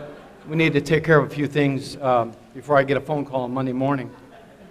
Two of my favorite guys in the world, Ohms and Engert, will be turned in and the titles will be taken away, and Jiminy Christmas. When Michael Francis Gavain called me a few weeks ago and asked me to introduce him, I was very pleased and I was honored. I've known Mike a long time, and so I was excited about that. And I think like a lot of presenters, I was a little concerned about, what do I talk about? As Kevin mentioned, you guys, most of you know Michael and know him well. So I was trying to think of a few things maybe you didn't know. And knowing Michael, he's going to get up here and he's going to deflect all the attention to everyone else, and you won't hear anything about any of his accomplishments. So I'll name a few. Night's not long enough to name all of them, but I'll give you a couple of ideas. Mike, he's been around the game all his life. His dad, Russ, was his coach, as a lot of you young guys talked about. Russ coached him from his little all the way up. Russ was one of the original guys with Scott Gallagher. His mom, Mary, was I think probably the original soccer mom, I think. She drove I'm going to guess about a 1970 Chevy station wagon. For you young guys, it's kind of a shrunken minivan. We didn't have minivans, but that's what it was. So he's been around a long time. Mike started here in 1988, so he just finished his 26th year. 500 wins, or 500 plus wins, although we're going to have to adjust it. I remember today that he had gotten kicked out of a game, only one that I can remember. And so actually Joe Morgan, Tim, we need to adjust the stats. Joe Morgan gets the credit for that victory because he was in charge. So 500 and something wins Mike has. 3 state titles, a few other Final Fours, numerous tournament, conference, district titles. In 2001, Aaron was on that team. The Adidas and the National Soccer Coach of America named Chaminade the top high school in America that year. So had a lot of success here. Try to think about a few things that maybe separate Mike from some of the other coaches in the area. One thing I noticed when I started coaching Mike is he makes his practices fun. And boy, some of the coaches today, they just don't understand that. But he makes it fun. I'm sitting there wanting to make these guys run and make them wanting to do hills and all. Mike's, now they're getting plenty running, and I learned a lot from him that way. He makes it fun, and kids work hard. If you come to watch us play, Mike, early in the year, you'll see Mike, all the players play. We have 22 guys in a roster. In early first 10, 15 games, they're all going to play. And Mike understands that it's a long season, and he wants to give everybody a chance. He sees the big picture. A couple losses maybe here and there haven't been that many in the last number of years, but he doesn't panic. There's no panic, and he understands that it's a long journey throughout a season. Another strength of Mike's is, everybody likes him. It was hard coaching with him knowing that because I wasn't always the same way. Everybody likes Mike. He treats everyone with consistency. He's nice to people, even when maybe he probably shouldn't be or didn't have to be. He's nice to them. Always gives the other team credit. Always. Win, lose, draw. Mike's always giving the other team, the other coach credit. And it was frustrating early in my career coaching with Mike. There was a certain coach in our conference. I won't name him. It's a Smet. And I'll tell you that over years, I've learned to appreciate more about this guy. But I'm telling you, 20 years ago, it drove me crazy to even be around the guy. And here's Mike. Oh, he's giving a ball tickets, and Mike's going and shaking his hand. I'm like, my gosh, man, I can't even go out and say hi to the guy before the game. Here's Mike being a nice guy, and I didn't get it, but that's how Mike is. He respects everyone, and he was right, because that coach deserved to be respected, even though maybe he does things differently, whatever. But Mike was right about that, and he's just how he treats people. A couple things maybe you don't know about Mike. If you ever sit and watch a game with him, he's unbelievable.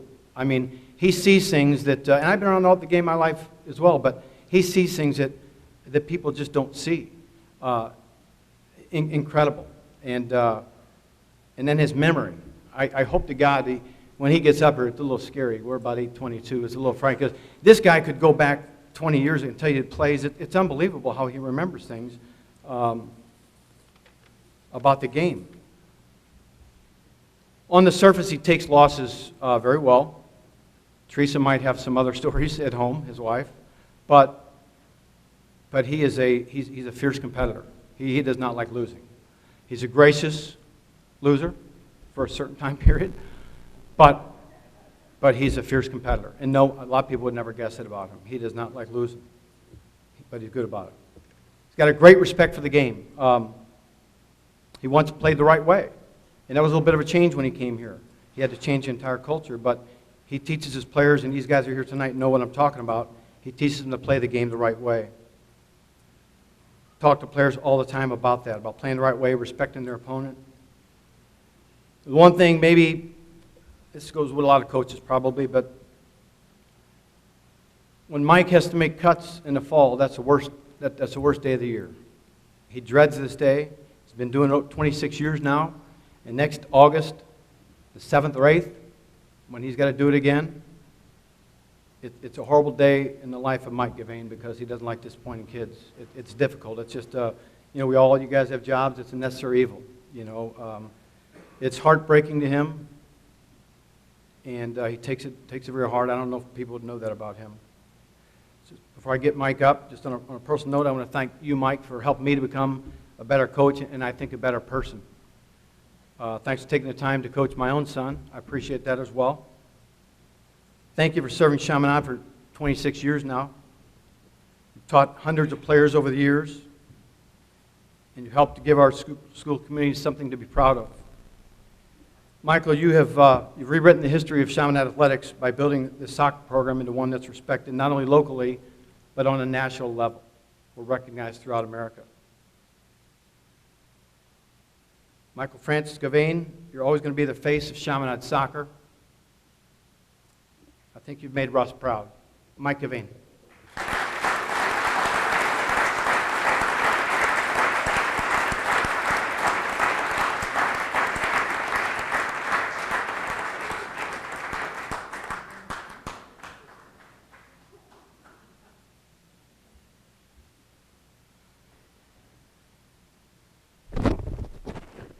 Thanks, Tom. Before I get started, Jared, Coach Enger jumped my ass too, because I had soccer goalposts on a baseball field. Lee, remember that? You got me pretty good, buddy. You got me pretty good. And again, before I get even more into this, there's a gentleman here that graduated in 52, maybe 53. That never received his varsity soccer letter. And I'm going to present that to him right now. I was not his coach in 52. Mike Massa was.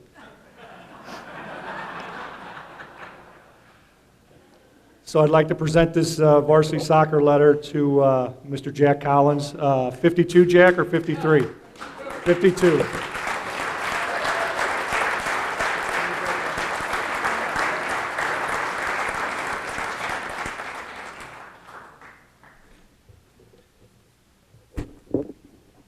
First of all, I'd like to thank the committee. I think that they put some, I think Pudge said they had 2 names left in the hat, mine and Colin Novak's, and mine got picked. So I get the honors here, but no, thanks to the whole committee for giving me this opportunity to be here tonight. To all the people who have received induction prior to tonight and tonight's inductees, great job. The stories, you guys are the people that make Chaminade what it is. When I started here back in the fall of 1988, I got the opportunity through Brother Bear, Mr. McKim, Wayne McKim, and Father Ralph.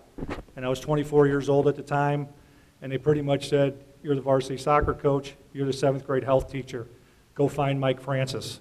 So I went and found Mike Francis. He gave me the book and said, good luck. Then I taught health science for a number of years and physical education for a number of years, and been the varsity soccer coach since 1988, and cherished every moment of it. I really have. I'd like to mention a few people that have helped me along the way. When I walked into these doors back in the fall of 1988, I was greeted by guys like Kevin Brennan, by Mike Francis, by Don Ohms, by Marty Mahalski,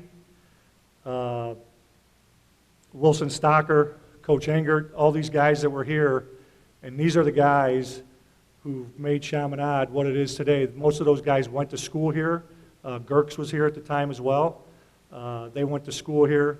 They're still here, a lot of these gentlemen are, and they still contribute in ways that you'll never know. And they're just wonderful people, and I was very blessed to have the opportunity to meet all these guys when I walked through the doors.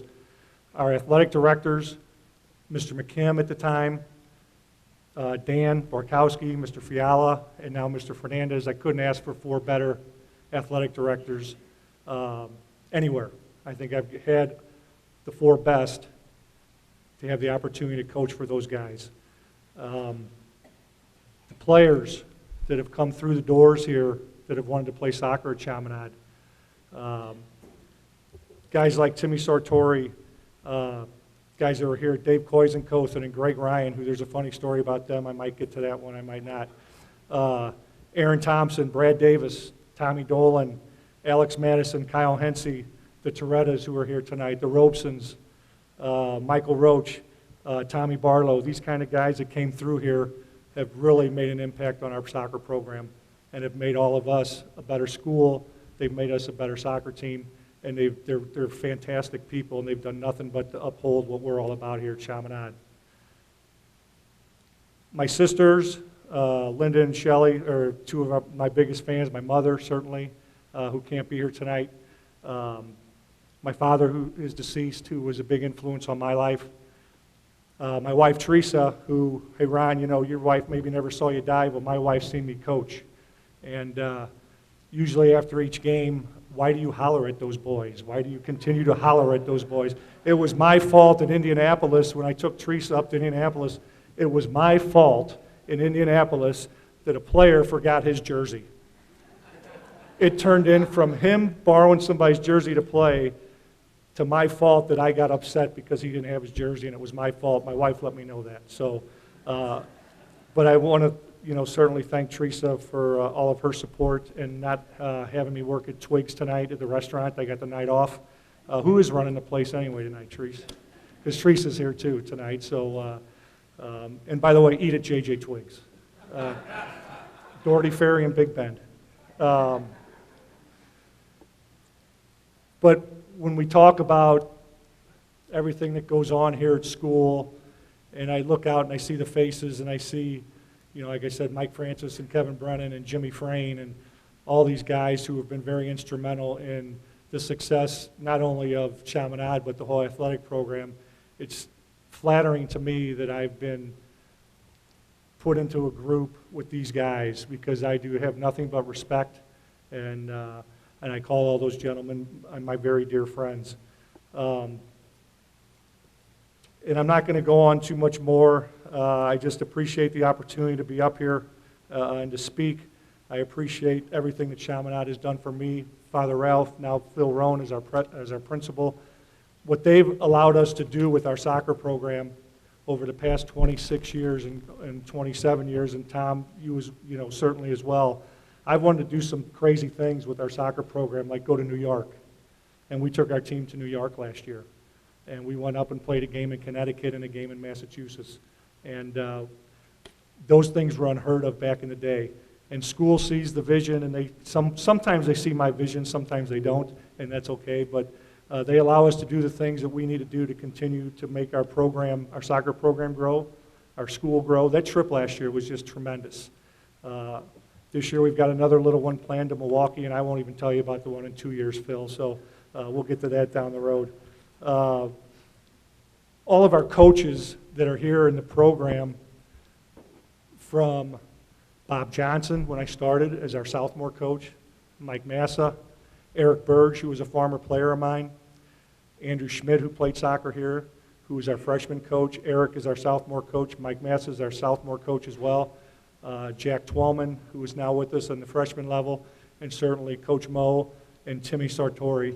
If there's a better coaching staff and better people to be around, I'd like to find them, because there's not. These guys do a tremendous job, not only for me and with me, but for you, for your school, and for your community, and I couldn't ask for a better group of coaches. So I want to thank those guys with the bottom of my heart. We talk about being humble. We talk to our players about being good citizens, and that's what we want. And we teach our players to be humble in victory, to be humble in defeat. I teach them and try to tell them to never forget the past, but to certainly move forward and look at the challenges that are ahead of us. And hopefully we can continue to do those things. And hopefully with Father Ralph's blessing and Mr. Roan's blessing and Mr. Fernandez, that we'll have the opportunity to continue to have the soccer program grow. And hopefully I'll be around for a little bit longer. So thank you very much. Have a great evening, and thanks for coming.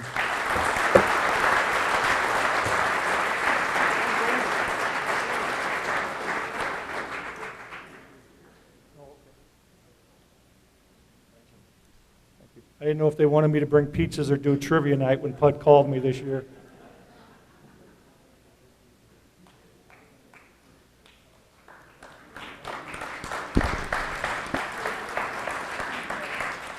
You realize very few people have ever seen Vader in a coat and tie. And yes, Coach Mo did tie his tie tonight for him. Traditionally, every year we induct one team in the history of Chaminade into the Hall of Fame. This year, it is the 1988 state champion tennis team.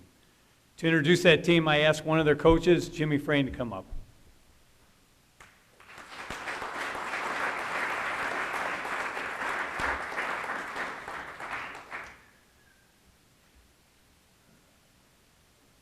Thank you, Kevin.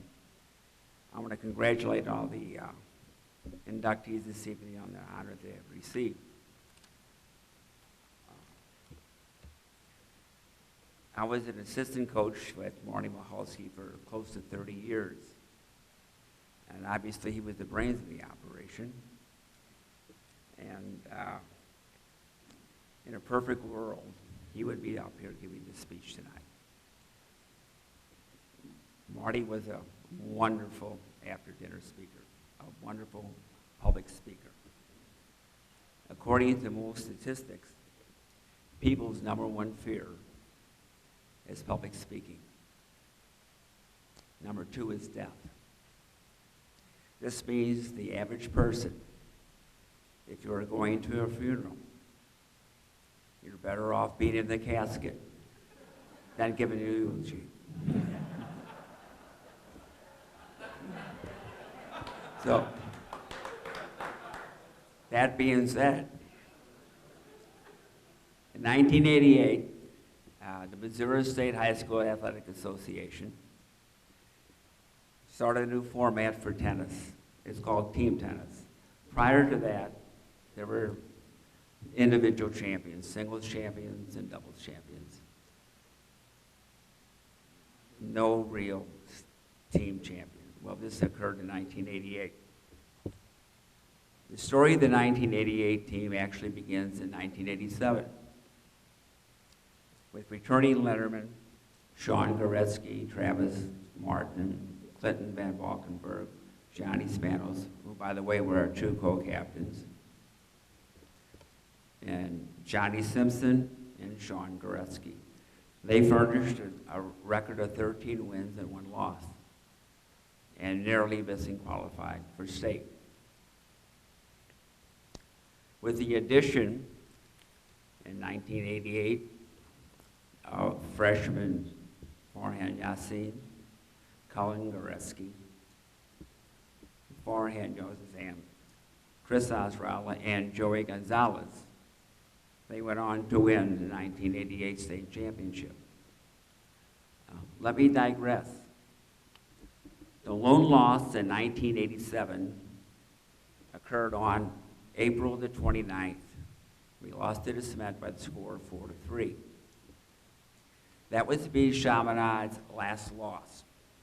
It was the last time a Chaminade tennis team would lose a match until April 13th, 1993, when we were defeated by Clayton by the score of 4-3. They had won 124 matches in a row. The 1988 state champions were the foundation for the state champions in 1989, 90, 91, and 92. They finished second in 93, third in 94, fourth in 95. They were the cornerstone. Our motto was, at that time, and still is today, a commitment to excellence. We have a couple sidebars I'd like to read to you. We had a tradition started in 1988 called the Twizzlers. The Twizzlers tradition at Chaminade was born on a sunny Saturday afternoon, May the 21st, 1988, at Ladue High School's tennis courts. On that day, the Chaminade tennis team upset the highly favored Ladue Rams in sectional play. Someone, and I don't know who, it escapes me, brought several packages of strawberry Twizzlers. After the victory, someone suggested that the Twizzlers provided the extra energy and nutrition to give us the edge was needed to win the match. At that moment, the Twizzler tradition came into being. Chaminade went on to win the 1988 Missouri 4A Championship. Since then, the Chaminade tennis program, with its motto, a commitment to excellence, has produced 5 state champions and never finished lower than 4th in state competition. And the Twizzlers were with us all the way. A bit of trivia: tennis players, opponents, coaches, fans have consumed over 1,800 pounds of Twizzlers from 1988 to 2008. Again, a commitment to excellence. I would ask our co-captains, Clinton Van Valkenburg, please step forward. Johnny Spanos, please step forward. Johnny Simpson, please step forward. I hope they will give you some reminiscence of that year. Johnny? Thanks, Jimmy. I'm not too sure about all the Twizzlers, but I do remember Travis Martin having Marlboro Light smoke breaks in between sets on his way to victory.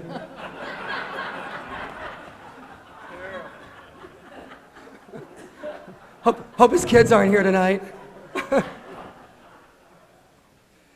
It's easy to hear about the dynasty or the 4 more state championship teams and think about a dynasty. But we were no dynasty in 1988. We hadn't won anything yet. And we had a bunch of seniors, and then John Simpson and Joey Gonzalez. So the seniors, we would show up at these tennis matches in our cars, windows rolled down, Van Halen cranking. We didn't warm up in Nike sweats. We warmed up in our Levi's faded jean jackets. And I think we led the district in most mullets hairstyles on a tennis team. So that's what we were like. But we had bonded as a team, and we knew, and Jimmy, I think we talked about this, now we knew it was special. We knew we had bonded, and we knew somewhere we were on our way to destiny. And we were not playing for ourselves as individuals. We were playing for this team and for Chaminade. And Jimmy reminded me, there was a night against Ladue, and Clint Van Valkenburg and Joey Gonzalez were playing doubles as a team, and it was tied 13-13. And as probably most of you know in tennis, right, a set ends at 6, but this was in the day whenever they would play them all out, and it's getting dark, and Johnny and myself and Mr. Frayne and Mr. Maholsky were all hanging on to the fence, and we're watching these guys battle it out 13 all. Clint and Joey won 15-13, and that propelled us on to win districts. And we won all kinds of razor-thin matches like that for no reason other than we were just playing for each other and playing for Chaminade and playing for something much, much bigger than ourselves. And just feel really blessed to be a part of it. And thank Jim Podlowski and Chaminade and the Hall of Fame for recognizing this 1988 team and our special time.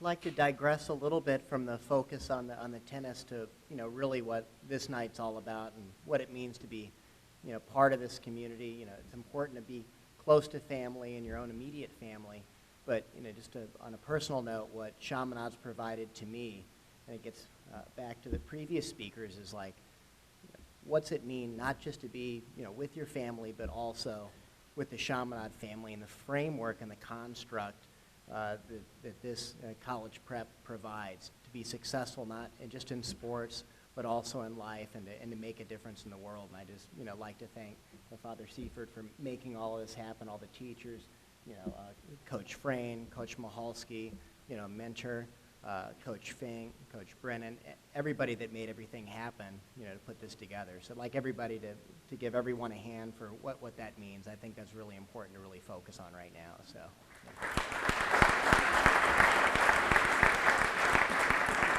Before I turn it over to John, again, it's all about the teamwork, and we heard that from the previous speakers. It's about pulling all together and making things happen.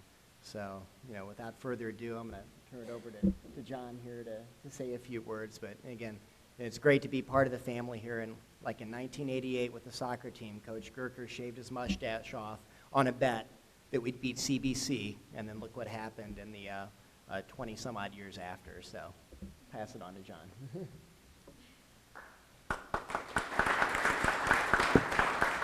I didn't know I'd get a chance to speak tonight, but I just feel this overwhelming abundance of testosterone in the room, and I would love to go down and try to hit this guy's 90-mile-per-hour fastball right now, or play soccer or basketball with some of you guys. But I just got to say again, I am born and raised. I was born and raised a Protestant, and I came to Chaminade for one reason. That was to play tennis.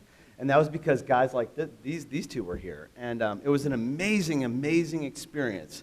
And, from a freshman coming from a school, a Lutheran school, I'm not Lutheran either. That's why I like diversity so much. But these guys really embraced all of us as we came into the school. And as a freshman, it was huge to be under the wing of these guys. And again, like they said, and like Jimmy said, and I so wish Mr. Maholsky were here. Such a great dude. Favorite teacher. But yeah, we were all a lot of tennis players. We loved it. We played the game. We would have bet against any of the baseball players or football players at that time. We could have put on gloves. We could have put on pads. We would have beat them because we were so competitive and we were so driven, as Mr. Frayne had said tonight, by our record. So anyway, congratulations to all you guys here tonight, your families. It's such a great honor just to be here. So anyway, thank you.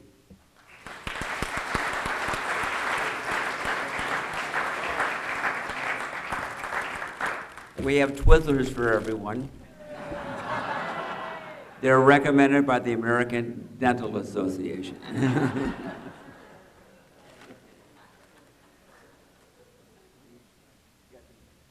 Ann Maholsky, could you come up, please?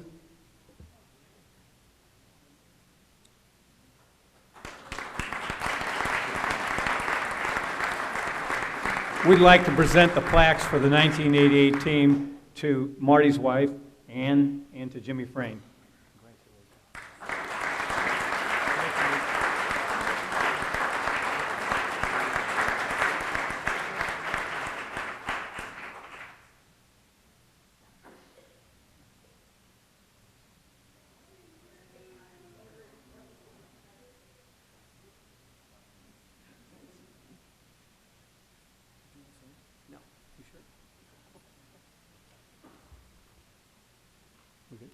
Well, that concludes our evening. I want to thank you all for coming.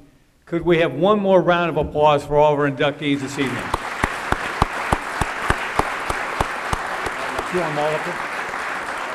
Could we get all the inductees to come up, please, for a picture? And Pud says the bar is still open. Jimmy.